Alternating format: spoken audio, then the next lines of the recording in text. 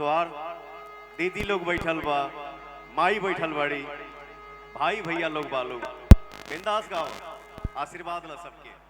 और मैं चाहूंगा कि जो तुम्हारा गाना हिट हुआ था बचपन में, कौन सा सुर है? हाँ ये है, लागे ला हल हल हल लागेला निकला गेला निकला गेला। बहुत हिट हुआ था इसका गाना जब ये 6 साल की थी। मैं चाहूंगा कि यही भजन आप अपने परिवार को सुनाइए।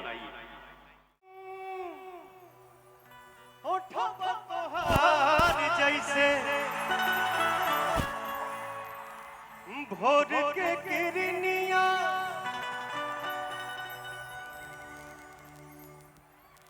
मुझे अपने संगीत की दुनिया में सबसे ज्यादा सुकून, सबसे ज्यादा खुशी इसलिए मिलती है कि पवन देश के किसी भी कोने में जाके खड़ा होकर अपना सैड सॉन्ग का शुरुआत करता है और हमारी जो जनता है वो गरज देती है। लव यू सबको।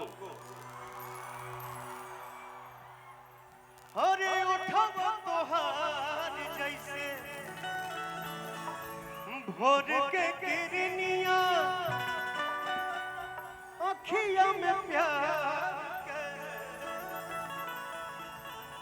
समायल बा दुनिया। बिंदिया बुझाला ऐसे जैसे चांद सजोले बड़े भगवान बड़ी फुर्सत से आप सबके बनौले बड़े भगवान बड़ी फुर्सत से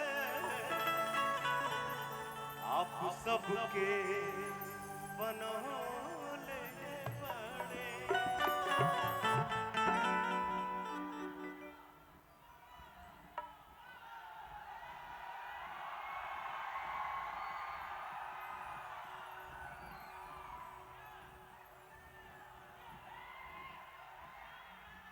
आजकल तो डिजिटल दुनिया हो गई है,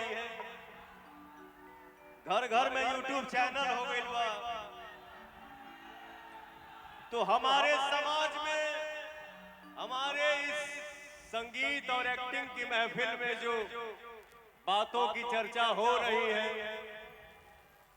जो चीजें चल रही हैं, वो आप सबसे कुछ छुपा नहीं है। मैं किसी को जवाब नहीं देता हूं, कम बोलता हूं, गाना में कभी कभी गुनगुना देता हूं। देखी देखी हमके अब हंसता जमाना, पागल समान हो गए।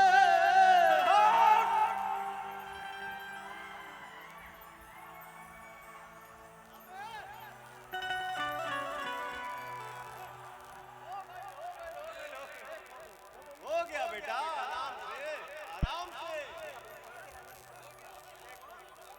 आराम से।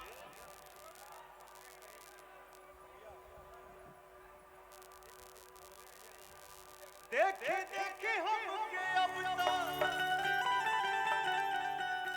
यही तो प्यार है।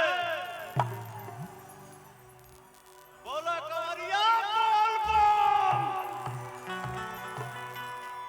देखी देखी हमके अब हंसता जमाना,